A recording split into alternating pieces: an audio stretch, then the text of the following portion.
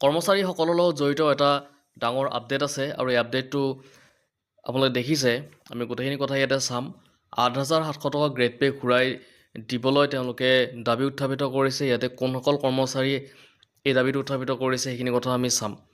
ইয়াতে চাওক, 17 ডিচেম্বৰত মুখ্যমন্ত্ৰীক স্মাৰক পত্ৰ দি প্ৰতিবাদ কৰিব প্ৰাথমিক শিক্ষকে।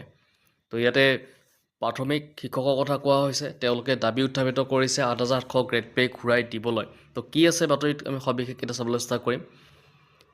ইয়াতে চাওক, লিখিছে, এবাৰ দিও কাঢ়ি নিয়া গ্ৰেড পে ঘূৰাই দিয়াৰ দাবীত পুনৰাই আন্দোলনত নমাৰ সিদ্ধান্ত গ্ৰহণ কৰিছে প্ৰাথমিক শিক্ষক সন্মিলনীয়ে। অহা 17 ডিচেম্বৰত ৰাজ্যৰ 51টা প্ৰাথমিক শিক্ষক সন্মিলনীৰ মহকুমা সমিতিয়ে জিলা আয়ুক্ত বা সমজিলা আয়ুক্তৰ জৰিয়তে এমাহৰ সময়সীমা বান্ধি স্মৰণ কৰক, সমাধান কৰক। ইয়াৰ পিছতো কাটি নিয়া 8,700 টকাৰ গ্ৰেড পে ঘূৰাই দিয়ক শীৰ্ষক স্মাৰক পত্ৰ মুখ্যমন্ত্ৰীলৈ প্ৰেৰণ কৰিব। উল্লেখযোগ্য যে যোৱা 6 অক্টোবৰত সন্মিলনীৰ ৰাজ্যিক নেতৃত্বই দি কাঢ়ি নিয়া 8,700 টকাৰ গ্ৰেড পে ঘূৰাই দিবলৈ মুখ্যমন্ত্ৰীক 100 পৃষ্ঠাজোৰা তথ্য সম্বলিত এখন স্মাৰক পত্ৰ প্ৰদান কৰিছিল। মুখ্যমন্ত্ৰীৰ কাৰ্যালয়ৰ পৰা জানিব পৰা মতে উক্ত স্মাৰক পত্ৰ শিক্ষা বিভাগলৈ প্ৰেৰণ কৰা হৈছিল আৰু শিক্ষা বিভাগে বিত্ত বিভাগক অনুমোদনৰ বাবে প্ৰেৰণ কৰে। কিন্তু ইয়াৰ কোনো ফল অহা নাই। অতি শেহতীয়াভাৱে শিক্ষামন্ত্ৰীৰে হোৱা আলোচনাত বিষয়টো অষ্টম বে কমিশ্যনৰ আওতালৈ আনি সমাধান কৰিব বুলি অৱগত কৰিছিল। কিন্তু কাঢ়ি নিয়া বিষয়টোৰ সৈতে দৰমহা আয়োগ জড়িত নহয়। তেনেক্ষেত্ৰত দৰমহা আয়োগৰ নামত প্ৰতাৰণাৰ এখন জাল তৰাহে হৈছে বুলি সন্মিলনীৰ নেতৃত্বই অভিযোগ উত্থাপিত কৰি বিষয়টো আগন্তুক এমাহৰ ভিতৰত সমাধান কৰাৰ দাবী উত্থাপন কৰি স্মাৰক পত্ৰ প্ৰদান কৰিব। সন্মিলনীৰ সভাপতি নীলাক্ষী গগৈ আৰু প্ৰধান সম্পাদক ৰাতুল গোস্বামীয়ে কয় যে সপ্তম দৰমহা আয়োগে ষষ্ঠ দৰমহা আয়োগৰ 2,700 টকাৰ গ্ৰেড পেক 3,300 টকালৈ উন্নীত কৰি ৰাজ্যৰ কৰ্মৰত প্ৰশিক্ষণপ্ৰাপ্ত স্নাতক শিক্ষকসকলৰ বাবে 8,700 টকাৰ গ্ৰেড পে প্ৰদান কৰিছিল।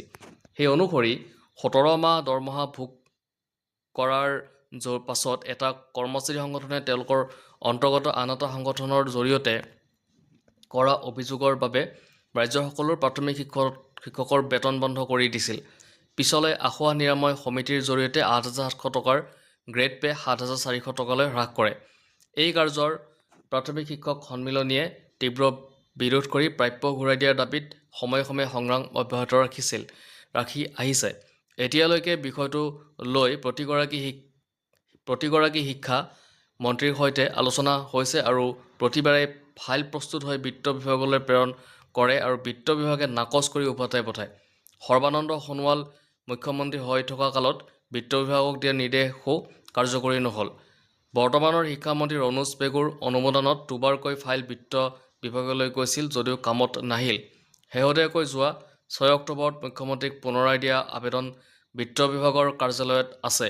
অষ্টম দৰমহা আয়োগৰ বিধি আৰম্ভ হোৱাৰ পূৰ্বে এই বিষয়টো সমাধান কৰি কাঢ়ি নিয়া গ্ৰেড পে ঘূৰাই দিয়াৰ বাবে অহা 17 ডিচেম্বৰৰ দিনৰ 1 বজাত মহকুমা সমিতিৰ বিষয়ববীয়াসকলে জিলা উপায়ুক্ত বা সমজিলা আয়ুক্তৰ জৰিয়তে মুখ্যমন্ত্ৰীলৈ স্মৰণ কৰক, সমাধান কৰক, কাঢ়ি নিয়া 8,700 টকাৰ গ্ৰেড পে ঘূৰাই দিয়ক শীৰ্ষক স্মাৰক পত্ৰ প্ৰদান কৰিব। সন্মিলনীৰ নেতৃত্বই জনায় যে এমাহৰ ভিতৰত সমস্যা সমাধান নহ'লে সকলো শিক্ষক ৰাজপথলৈ আহিবলৈ বাধ্য হ'ব।